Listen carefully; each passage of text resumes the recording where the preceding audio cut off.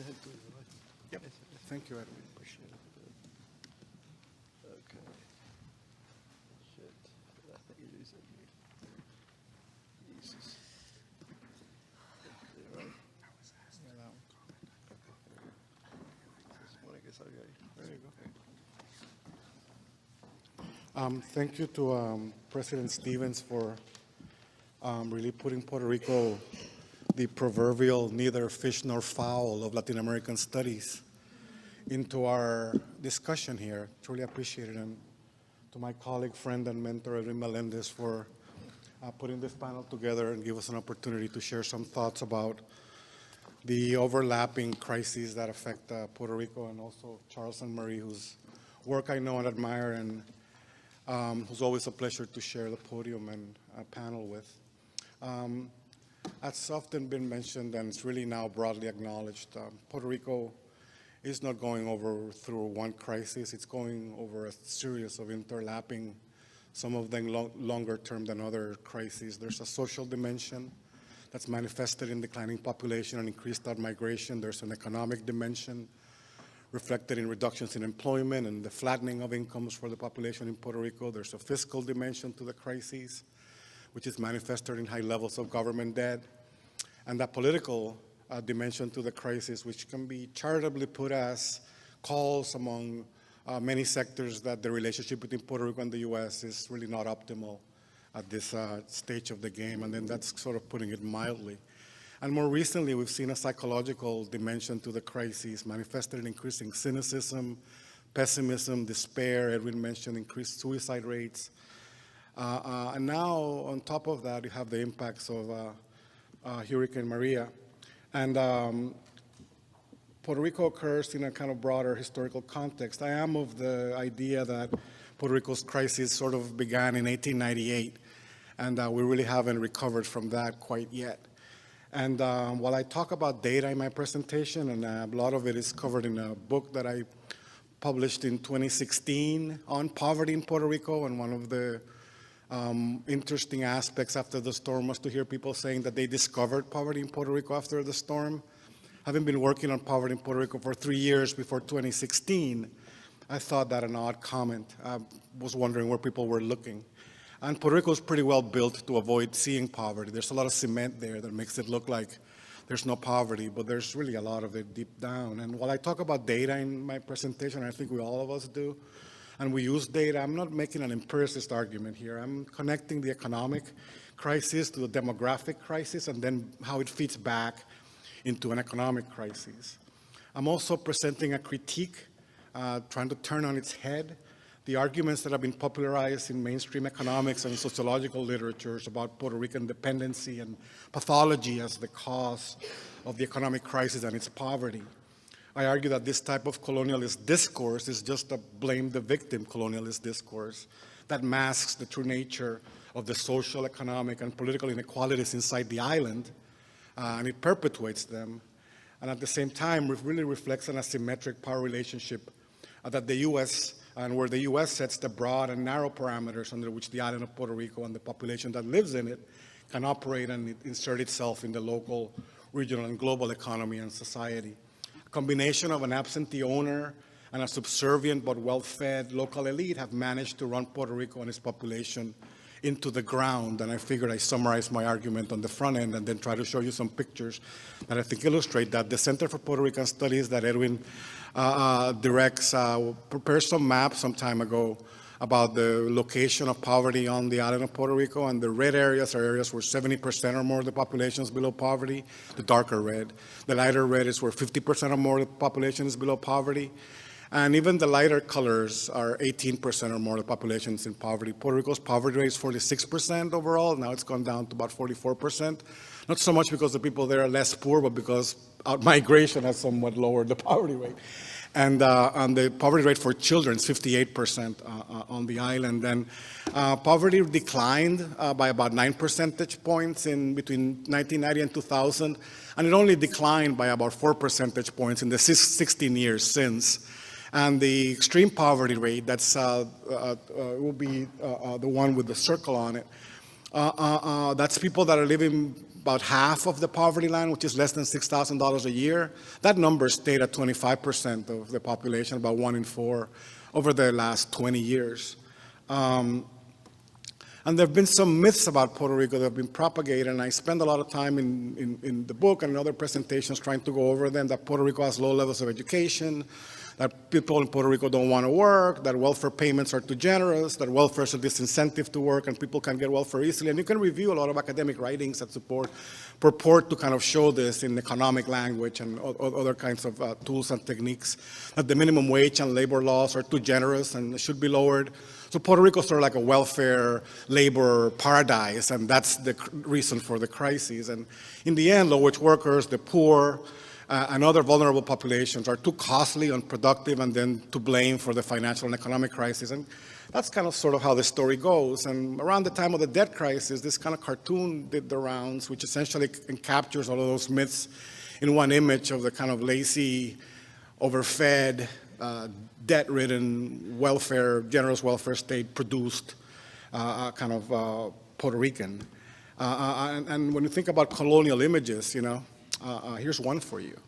I go then and spend some time trying to go over data to try to debunk all of this mythology. First, I go over education levels and show that about 52.6% of Puerto Ricans 25 to 65 years old had touched a university. I don't know where else in Latin America you can say that about 50% of the population, 25 to 65, have touched a university. And certainly in a bunch of states in the south of the United States of America. Not as many people have touched the university. And in fact, if you go to the census of 1898, the one that they subsequently published a couple of years later, they found, I think, 80% of the population couldn't read and write. So if there's one indicator where Puerto Rico's caught up to the U.S., it's in levels of education. So I don't think you can go to education as the cause for Puerto Rico's crisis, or the lack of people with degrees or skills or some such. What we do have is an economy that certainly collapsed around 2006. And again, when people talk about welfare as the cause of labor market collapse, I say, so what happened? One day in 2006, everybody said we're not going to work anymore? Certainly it's not a supply side, if you kind of follow economic debates, type of an explanation about people's desire to look for work. It's a demand side explanation about the collapse of an economic structure. And Marie and Edwin have gone into detail about this, so I won't spend more time. I'll just breeze through some of the pictures. And certainly the collapse of the juicy 936 subsidy has a lot to blame with Puerto Rico's labor market collapse. And what you see there is employment in Puerto Rico kind of every year that the number of people employed goes down onto the last line, which is the green line. If you see the months after Maria, the employment collapsed even further. So even if you wanted to look for work, your chances would be somewhat low of finding good employment. And you see a lot of college graduates doing work that used to be done by high school graduates before at the same wage. So that upskilled workforce is really not working upskilled jobs. It's working the same old crappy jobs of before at the same old crappy wage. And when you try to trace growth in welfare, welfare use in Puerto Rico and how it overlaps with the economy, you look at the red line, which is the kind of collapse of the labor market after 2006, and then you see that the blue line is take-up of some of the welfare programs. In this instance, the program that is the cash program, the TANF program. You see that there's like a 6-month lag between economic decline and take-up of people in the program. So it's not like people are taking the program or taking welfare and then the labor market collapses. It's that the labor market collapses and then people participate in the program. And the causality on this is about 6 to 9 months. And the pattern's fairly clear. And again, when you get the presentation, if you download it, you'll be able to see it in more detail. So to summarize, what I'm trying to argue is try to connect the various threads together into what's called the Puerto Rico's economic and demographic death spiral. The economic crisis leads to further labor market collapse. That leads to migration, loss of workers and families, changing population composition, as Marie was describing. That leads to loss of markets, sales volume, loss of revenues, loss of income. That leads to loss of government revenue, lower tax collection, fewer resources to cover expenses, make investments, fight the crises.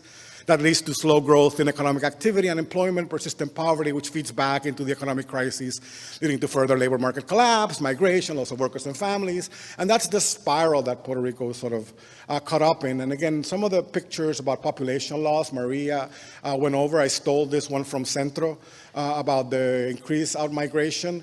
And when you see where Irma and Maria landed, they landed in what's already a pretty vulnerable population. And I think I have 3 minutes, so I'll spend one on this and one concluding. About 380,000 people in Puerto Rico, about 10%, are both poor and disabled.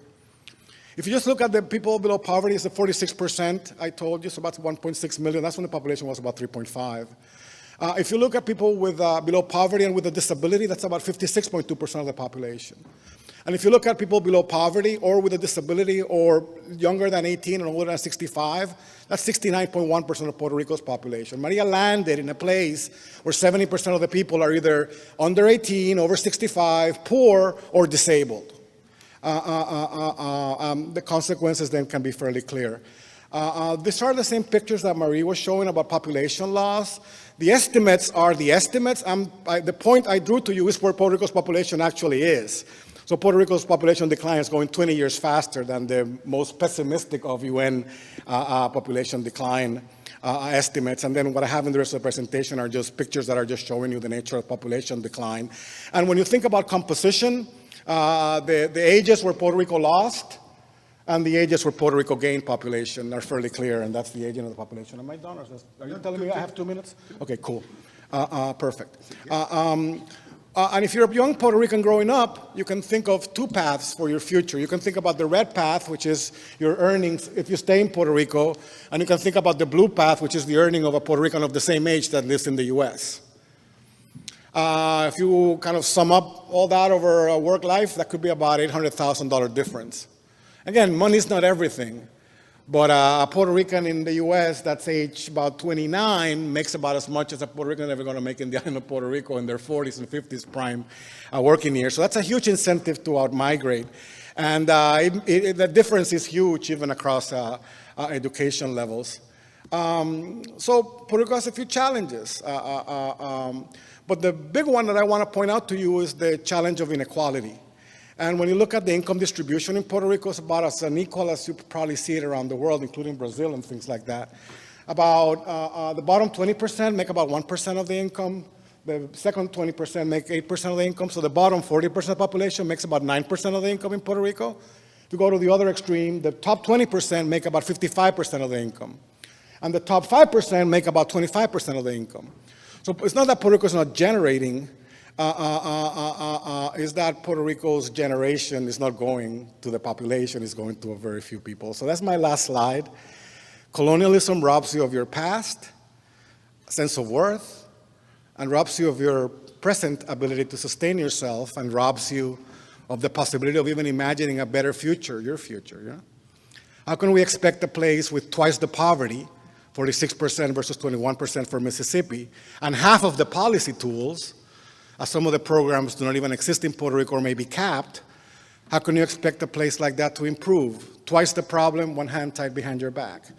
How could Puerto Rico not end up in a fiscal crisis? And why isn't there a Marshall Plan for Puerto Rico? Because Puerto Rico and Puerto Ricans don't deserve it. They're to blame for the crisis. It's their bad behavior, the spendthrift ways, their generous welfare and labor laws, the generous minimum wage. They're just used to living off federal subsidies and dependency. Did Puerto Rico go into a fiscal crisis because it did not generate the profits, or because it did not collect the tax, or because it did not collect the taxes of those profits to pay for what was needed to sustain the society? Who has benefits from Puerto Rico's colonial status? And I'm sorry I don't have answers, but I figured I'd throw some questions out there to get the discussion going. Thanks very much.